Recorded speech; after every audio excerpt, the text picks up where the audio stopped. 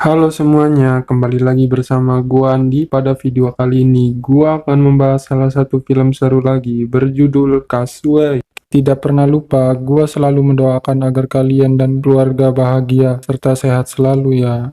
Film ini menceritakan tentang petualangan seorang pria bernama Chuck Nolan yang bekerja di perusahaan FedEx.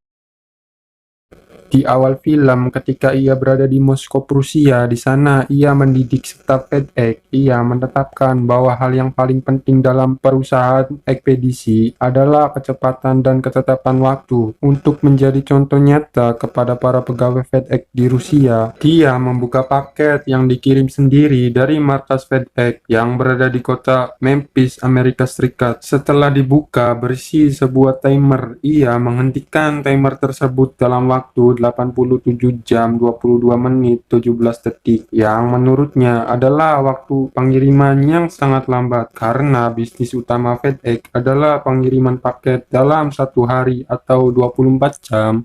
Singkat cerita, Nalon kembali ke Amerika untuk acara makan malam Natal bersama keluarga dan kekasihnya Kelly. Namun, di tengah acara makan malam yang romantis, ia mendapat pesan lewat pager bahwa ia harus pergi ke Malaysia untuk urusan pekerjaannya. Nalon kemudian pamit kepada Kelly dan berjanji kembali pada malam tahun baru, geng. Kelly kemudian mengantar Nalon ke bandara. Sebelum keluar dari mobil, mereka sempat bertukar kado Natal. Kemudian, Nalon berpamitan pada Kelly dan bergegas menuju pesawat.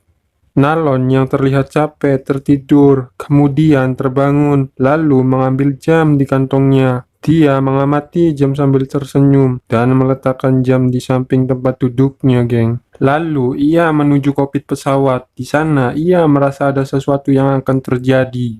Para pilot dan kopilot sedang berusaha mengontak darat dengan radio, namun mereka tidak menerima jawaban. Terlihat di radar pesawat, ada sekumpulan awan badai yang sangat dahsyat berada di jalur pesawat tersebut. Sang pilot menjelaskan pada Nalon untuk menghindari dari badai, pesawat harus berbelok dan menyimpang lebih dari 320 km dari rutenya, geng. Kemudian sang pilot menyuruh Nalon untuk kembali duduk dan memasang sabuk pengamannya. Karena pesawat akan mengalami turbulensi yang sangat besar, namun Nalon malah pergi ke toilet untuk mencuci muka. Tak lama kemudian, Nalon mencuci muka. Tiba-tiba, Nalon terlempar tapi berhasil duduk dan memasang masker oksigen darurat. Kawan Nalon yang juga seorang kopilot dari pesawat tersebut berkata kepadanya bahwa kemungkinan pilot akan mendaratkan pesawat tersebut di atas air. Setelah berkata demikian, si kopilot memberi Nalon perahu karet dan Nalon yang sangat ketakutan memeluk erat-erat perahu karet tersebut. Tak lama setelah itu, suasana mencekam terjadi. Turbulensi yang sangat kuat menyebabkan pesawat bergetar hebat dan kopilot yang memberi perahu karet terbentur kepalanya dan tak sadarkan diri. Sedangkan pilot yang lain berusaha mengendalikan pesawat itu. Akhirnya pesawat itu menghantam laut dan terbakar.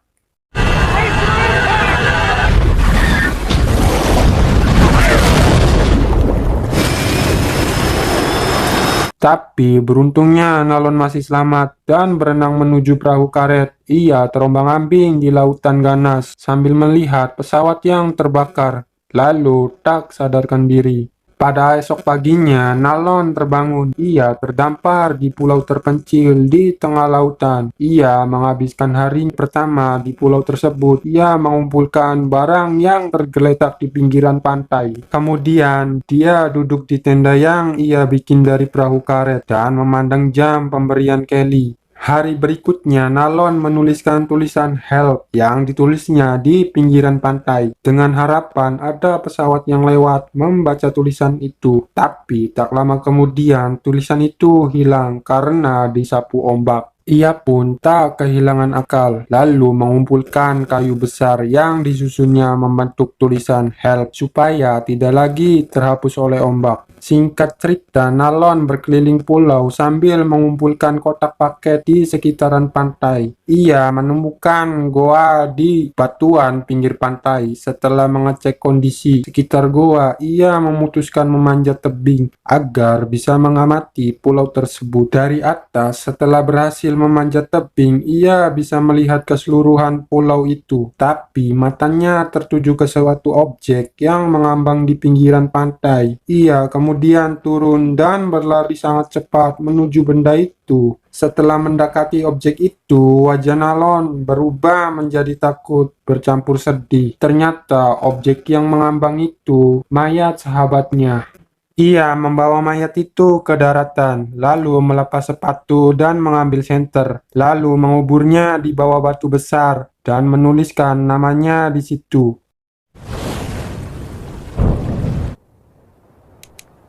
Keesokan harinya, ia bertekad untuk pergi dari pulau terpencil menggunakan perahu karet, tapi sayangnya ombak dan badai terus menghantam perahunya.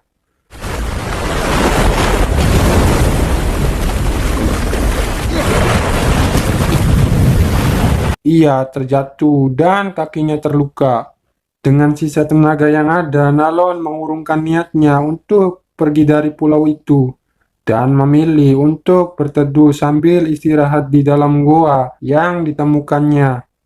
Di hari berikutnya, ia memutuskan membuka paket yang ia kumpulkan dari pinggir pantai. Isi kotak paket itu bermacam-macam, mulai dari sepatu, ice skating, hingga bola voli. Insting bertahan hidup Nalon mulai tumbuh. Ia berusaha menyalakan api dengan kayu selama seharian, tapi tak berhasil.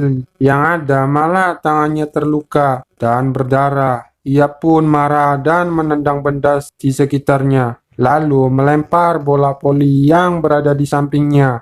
Setelah mencuci tangan dan emosinya mereda, Nalon berniat kembali untuk menyalakan api. Namun tiba-tiba fokusnya bertuju ke bola voli yang dia lempar tadi. Ia mengambil bola yang bersimbah darah itu dan perlahan menggambar mata, hidung, dan mulut, lalu meletakkannya di sampingnya. Setelah itu, ia kembali berusaha menyalakan api dengan menggosok batang kayu ditemani teman barunya, yaitu bola voli. Akhirnya, ia berhasil menyalakan api pertamanya setelah berhari-hari terdampar di pulau itu.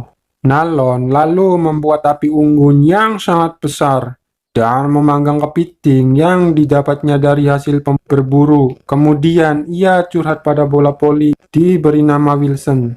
Ia mulai menjelaskan kepada Wilson bahwa dirinya tidak mungkin diselamatkan karena area pencarian yang terlalu luas dan ada kemungkinan para pencari mencarinya di lokasi yang salah. Mengingat sebelumnya pilot membelokkan pesawat 320 km dari rute yang seharusnya. 5 tahun berlalu, Nalon dan bola voli terdampar di pulau itu.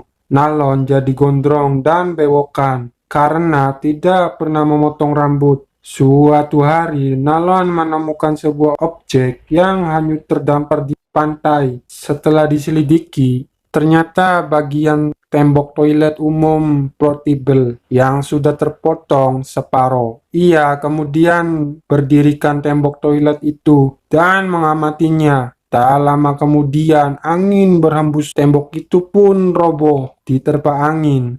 Nalon akhirnya mendapat ide gila. Ia berencana menggunakan bagian toilet tersebut sebagai layar rakit buatannya yang akan mengeluarkan dia dari pulau terpencil ini.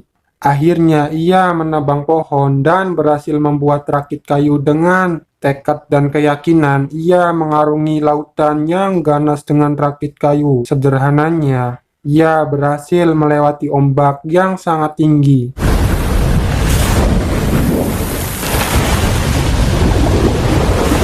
Ia pun menuju laut lepas untuk memulai petualangan barunya. Selama berhari-hari di laut lepas, ia diterpa ombak, hujan, dan badai.